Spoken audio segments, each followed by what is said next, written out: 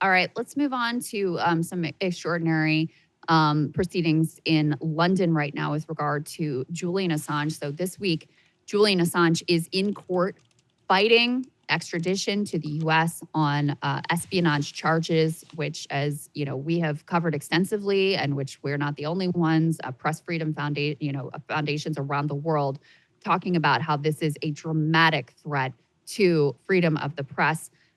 He is there in court this week. Actually, he's not able to attend because his health is so ill that he wasn't even able to attend remotely.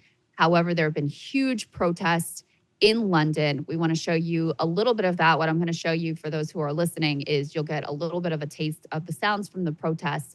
Then you'll hear Assange's wife, Stella, speak, and then a little bit also from journalist Chris Hedges. Let's take a listen to all of that. The worst criminals!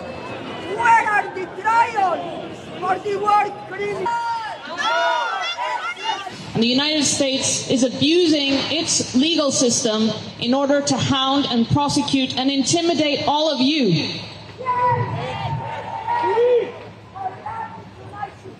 What's at stake is the ability to publish the truth and expose crimes when they're committed by states. The only fair...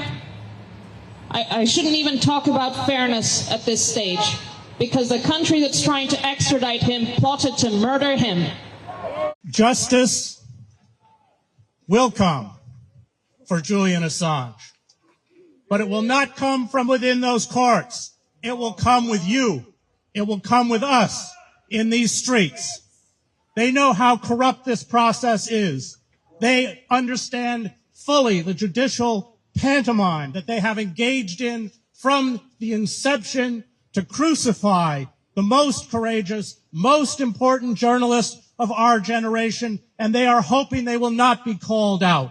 So this, of course, just as a reminder, Emily, dates back to some of the Bush-era revelations of Assange and WikiLeaks exposing war crimes. It also, the logic that is being used here, which was initially the Obama administration said we can't prosecute him because of the threat to freedom of the press. The Trump administration came in with a different theory and said, yes, we are going to prosecute him. And the Biden administration has continued. U.S. representatives are in court arguing for his extradition. So you now have a bipartisan commitment to imprisoning this man whose life is also literally on the line here, by the way, guys. I mean, his health is failing in prison, to the extent that one of his appeals working its way through the British legal system actually went his way just out of concern for his health. However, right now, this is likely his last chance to block the extradition process. Let's go ahead and put the New York Times report up on the screen that breaks down how this is all going to unfold, because it is a little bit complicated. Their headline is "Beginning of the End" as Assange case returns to court. Julian Assange, the WikiLeaks founder, has been in prison for nearly 5 years fighting a U.S. extradition order. A hearing is his last chance to be granted an appeal in Britain. They go on to say on Tuesday, Mr. Assange's case returned to a British court for a 2-day hearing that will determine whether he has exhausted his right to appeal within the UK, whether he could be one step closer to being sent to the US. There are a few potential outcomes. The judges could allow Mr. Assange to appeal his extradition order, in which case a full appeal hearing would be scheduled, opening the door to a new decision about his extradition.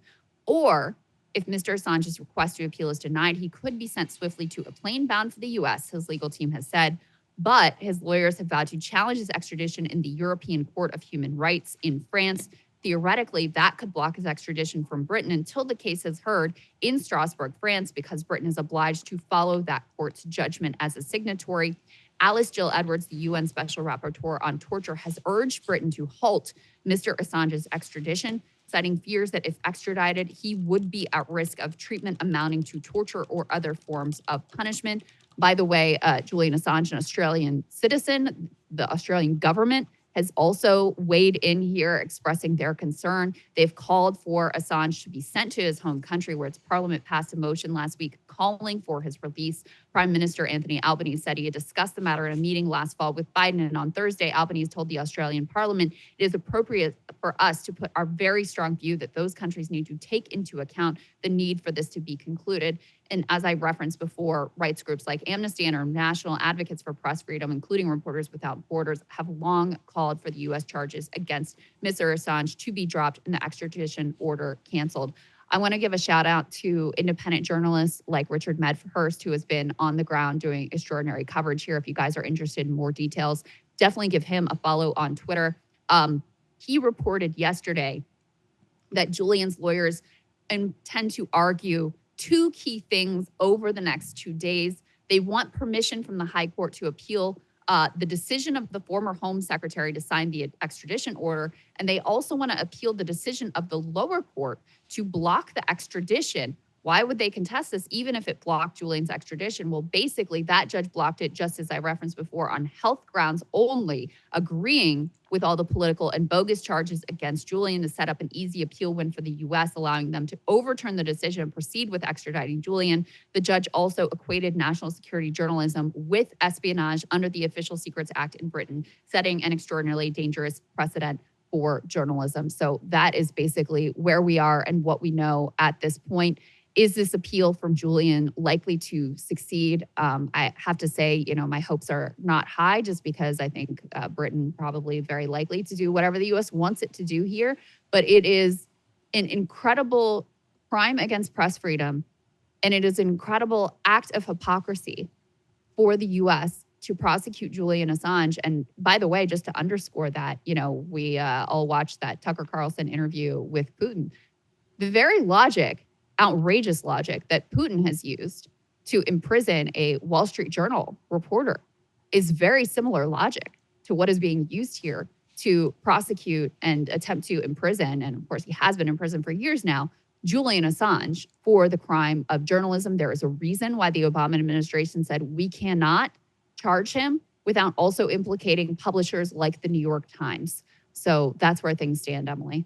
Yeah, I'm so glad you said that. That's exactly what I was going to point out. The logic is basically what Vladimir Putin said when he was defending the imprisonment of a Wall Street Journal reporter amid arguments from Tucker Carlson that he should let him go. Putin basically said, listen, he was trafficking in confidential national security classified information without authorization. And Tucker said, well, that's journalism. Yes, that is journalism. And just one quick point on that, Krystal, the Obama-Biden administration had what they called the quote-unquote New York Times problem. And then Donald Trump came in, and obviously Mike Pompeo. There was, I think it was a Michael Iskoff story in Yahoo that Stella Assange was referencing there about plots to kill Julian Assange, CIA plots to kill Julian Assange under the Trump administration.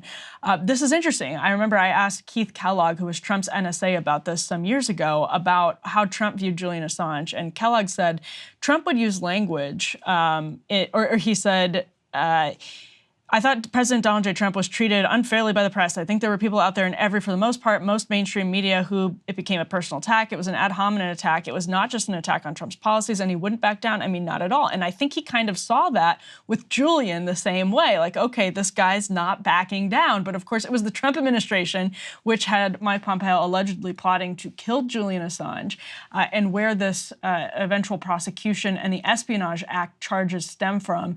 And just as you were kind of breaking all of this down, Krystal, it just, what jumps out to you is how simple all of this is. The New York Times problem, as Obama and Biden saw it at the time, is absolutely real. There is no way to do this without attacking press freedom, which is why you've eventually seen even some of the corporate media outlets that initially opposed Julian Assange, opined against Julian Assange, come around and start giving this case due coverage and start actually backing Julian Assange with letters and those sorts of things, because it is obviously a threat to press freedom. There's no question about it. It is simple. This is an easy question. We have laws against hacking. The Espionage Act is terrible, but we have actual laws that could be used precisely and appropriately to disincentivize leaking that actually threatens national security, and that is not what is happening in this case whatsoever. It's that simple. Yeah, I mean, the politics around Julian Assange got very confused because, originally he's exposing Bush-era etc., war crimes, and lots on the left are celebrating him. Then during the Clinton-Trump run, he's exposing things that Democrats didn't like, and he's being accused of being a Russian plant, etc. But put all of that crap aside, whether you liked the things he revealed or you didn't like the things he revealed, or you feel some kind of way about him personally, this boils down to he embarrassed powerful people, and they want to turn him into a scapegoat to demonstrate to other potential journalists who would expose these secrets that we will make you pay, potentially with your life. I mean, again, Julian's life is truly on the line here, according to his family, his brother, his wife, his father, etc. So that's the bottom line, is they want to go after this man because he embarrassed powerful people through an act of journalism and transparency that was vital to the public's understanding of what was being done in our name in these wars abroad. So we'll continue to follow it. And as I said, make sure you give Richard Medhurst a follow for all of the ins and outs of the details. He's been following this as closely as absolutely anyone, understanding the intricate legal processes here and what's likely to unfold. And I just encourage everyone to read the charges themselves, the charges against Julian Assange. I think you'll come to the correct conclusion about whether or not this is trumped up and whether or not this is a just prosecution of the Espionage Act. If you read the documents themselves, it's pretty clear what's happening here. Hey, if you liked that video, don't forget to hit the like button and subscribe to Breaking Points. If you want to see the rest of Counterpoints, go to breakingpoints.com to become a premium member and get the full uncut show every morning in your inbox and on Spotify. Help us build independent news and get the full show every morning at breakingpoints.com.